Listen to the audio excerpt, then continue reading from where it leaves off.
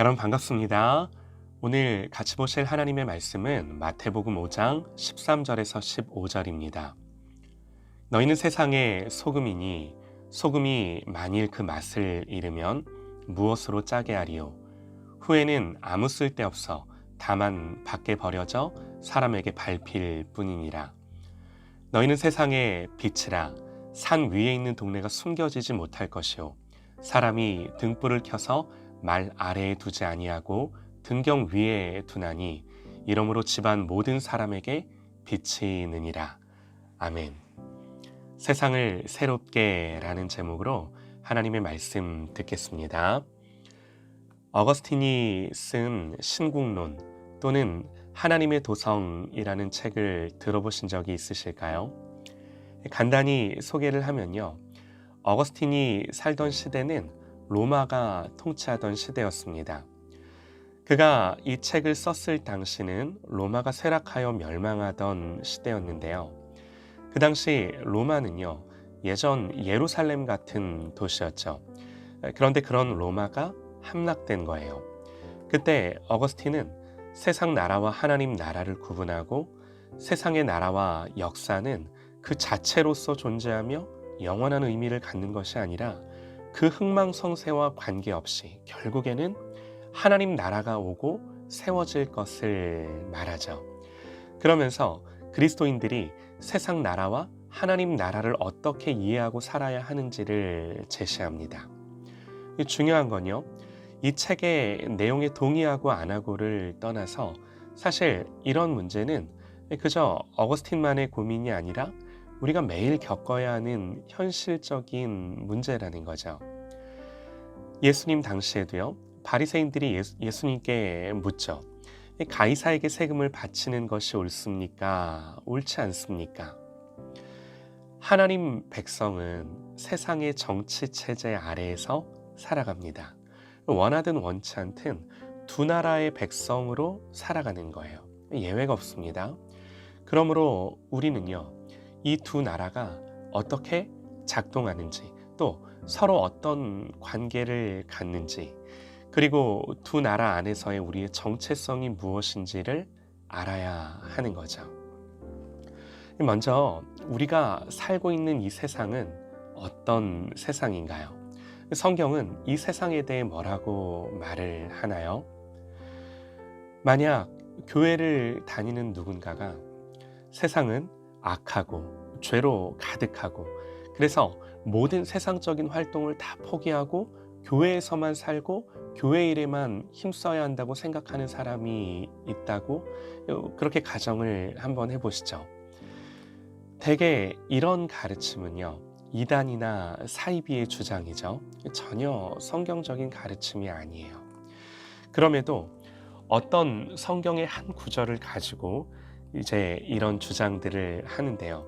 예를 들면 요한일서 2장 15절 16절에요. 이 세상이나 세상에 있는 것들을 사랑하지 말라. 누구든지 세상을 사랑하면 아버지의 사랑이 그 안에 있지 아니하니. 왜요? 이는 세상에 있는 모든 것이 육신의 정욕과 안목의 정욕과 이생의 자랑이니 다 아버지께로부터 온 것이 아니요 세상으로부터 온 것이라. 이런 세상이기 때문에 가까이 할 수 없고 공존할 수 없다는 거죠. 또 예수님 말씀하셨어요. 너희가 세상에 속하였으면 세상이 자기의 것을 사랑할 것이나 너희는 세상에 속한 자가 아니요 도리어 내가 너희를 세상에서 택하였기 때문에 세상이 너희를 미워하느니라. 이런 구절들만 놓고 보면 교회와 세상은 적대적이고 대립적인 관계에 있는 것이 분명합니다. 그렇다면 정말로 세상을 등지고 모든 에너지를 우리는 교회에다 쏟아야 할 것입니다. 그러나 여러분, 우리는요, 성경을 이렇게만 볼 수 없어요. 중요한 원리가요, 성경의 어떤 곳에서 그렇게 말한다가 아니라 성경 전체가 일관되게 그것을 말씀하고 있는지가 중요합니다. 위의 구절들과는 전혀 다른 구절이 있죠. 우리가 너무나도 잘 아는 요한복음 3장 16절.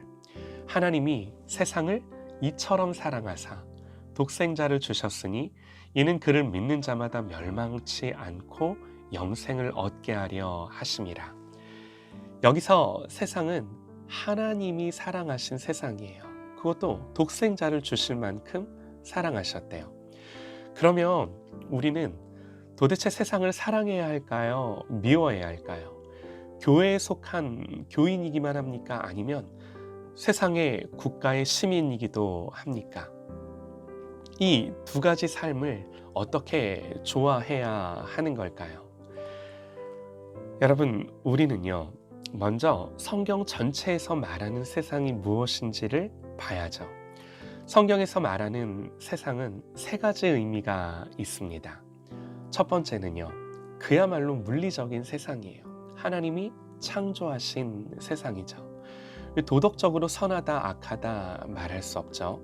분명한 건요, 하나님이 만드신 피조 세계를 우리에게 맡겨주셨고 우리를 위해서 만드셨고, 그러므로 잘 관리하고 다스리면서 누리되 잘 지키고 보존해야 하는 거죠. 그러니 분명히 사랑하고 아껴야 할 세상이에요. 하나님 우리를 위해 베푸신 것들이에요. 감사로 하나님이 주신 것으로 받아야 할 세상인 거죠. 또 성경에서 말하는 세상은요, 이 세상을 사는 사람들을 의미하는데요. 요한복음 1장 10절에요. 그가 세상에 계셨으며 세상은 그로 말미암아 지은 바 되었으되 세상이 그를 알지 못했다 그럽니다. 여기서 세상이 그를 알지 못했다 할 때 이 세상은 구체적으로 이 세상의 사람들을 가리키는 거죠. 그렇다면 여기서 나오는 세상도 미워해야 할 대상이 아니라 주님이 그러셨듯이 복음을 전하고 섬기며 사랑해야 할 대상인 거예요. 그런데 성경이 마지막으로 말하는 세상이 있습니다. 이 세상은 하나님을 대적하고 하나님을 거스르는 생각, 사상, 풍조, 흐름, 가치관들, 물질 자체라기보다는 물질에 대한 죄로 타락한 사람들의 태도, 쾌락, 욕심들이죠. 그야말로 공중권세들, 타락한 모든 결과물들, 하나님 보시기에 악한 것들. 이런 세상은 하나님으로부터 온 게 아니에요. 에베소서 2장에서요. 그때 너희는 그 가운데서 행하여 이 세상 풍조를 따르고 공중의 권세 잡은 자를 따랐으니 곧 지금 불순종의 아들들 가운데 역사하는 영이라. 이 악한 영에 붙들린 상태의 세상이에요.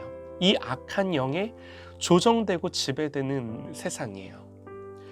우리가 이 세 번째 의미의 세상은 절대로 사랑할 수 없는 거죠. 그래서 여러분, 우리는요, 교회만 하나님께 속했고 세상은 마귀에게 속했다고 여러분, 우리가 그렇게 말할 수 없어요. 교회와 세상 모두 본질적으로 하나님께 속해 있습니다. 모두 하나님이 다스리시는 나라예요. 하나님은 저와 여러분을 이 두 나라에 살게 하셨어요.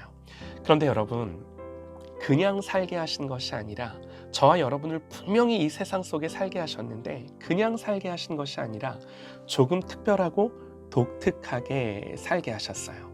그게 오늘 말씀이에요.